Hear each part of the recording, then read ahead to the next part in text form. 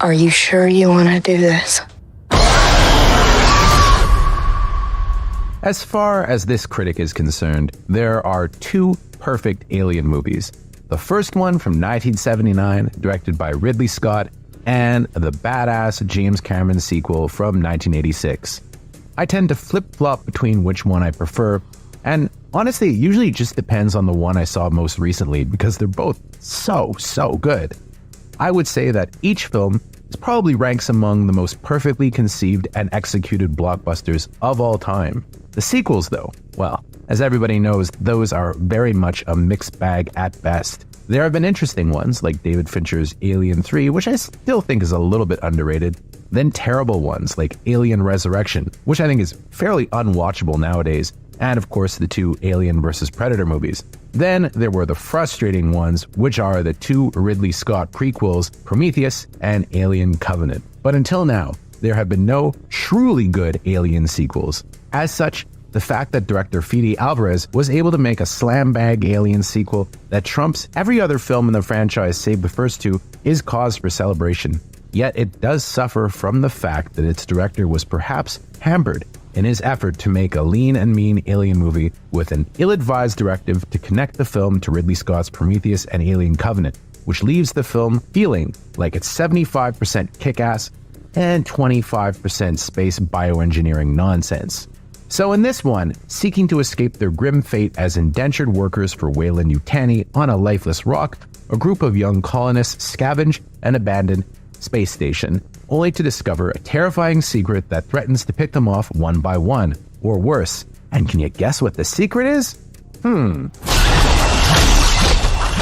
So I have to say, in this case, the good far outweighs the bad, by a large margin. One thing that Alvarez does that none of the other films in the franchise have done so far is that it effectively conveys just how hopeless life is in the future alien world that we're seeing here.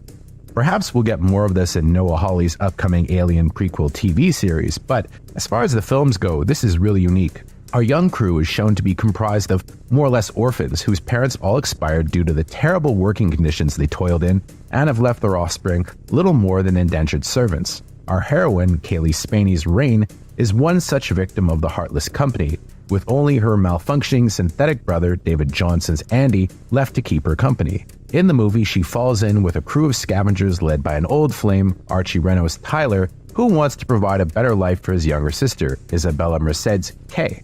He thinks he stumbled upon a can't-lose scheme where they can salvage life pods from a derelict station, but he needs Andy's tech to get the job done, leading to an alliance with Rain.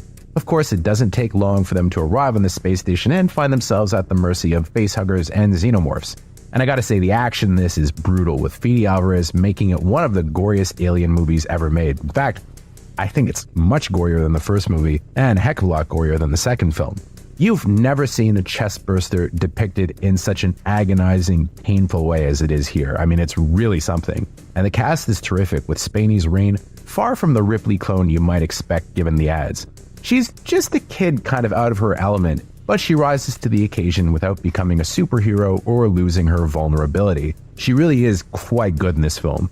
The same thing more or less goes for Renault's Tyler, who could have been depicted as a slimy crook, but he has pure intentions and also sports a heroic streak, making him a believable partner for Rain.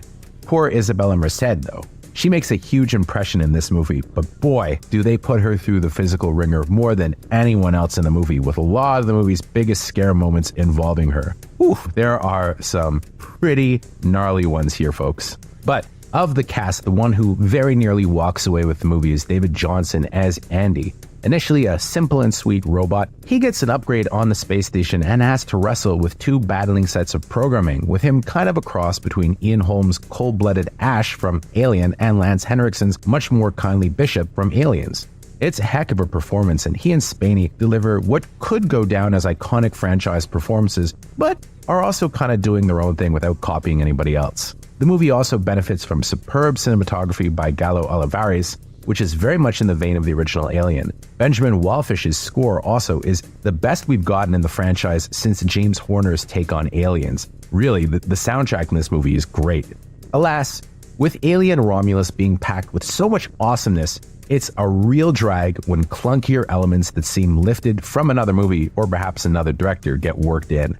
there's one additional character that has not been revealed in any of the ads or early footage, who is a callback to the earlier movies, but the CGI depicting this character is, very poorly realized. That's a shame, as the FX work in this movie, which is largely practical, is impeccable otherwise. Part of me wonders whether or not it was an 11th hour edition, and a bad one, to be honest. As soon as you see this character introduced, you're going to immediately know what I'm referring to, and I bet this is going to be the one element of the movie that it's going to be attacked for.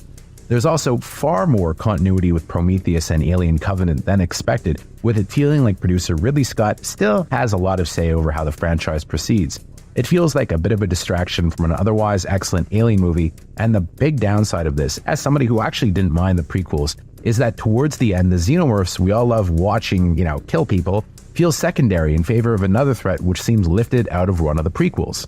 These added-on elements make Alien Romulus a lot more of a mixed bag than you'd think, but I hesitate to put any of the blame on Fede Alvarez. When he's allowed to do his own thing, which seems to be the case for about 3/4 of the movie, it's one of the best Alien movies ever.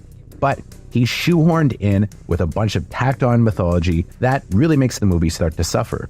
At any rate, it's still probably the third best movie of the franchise, and hopefully it leads to more movies set in this world from Alvarez, who really does seem like a natural successor to Ridley Scott and James Cameron as far as the series goes. Only thing, though, is that I hope that if he gets to do a follow-up to this one, it is pure Alvarez without him having to incorporate any of Ridley's ideas, which, great of a director as he is, I kind of want to see Alvarez take the ball with this one, because he really seems to know exactly how to make an Alien movie, and it's these added-on elements that make it a lot clunkier than it should be. Even still, I give it a very strong 7 out of 10, and you know what? I mean, it's an Alien movie, so I'm going to watch this at least a few more times, probably this summer. So, go see it in theaters, you'll have a blast.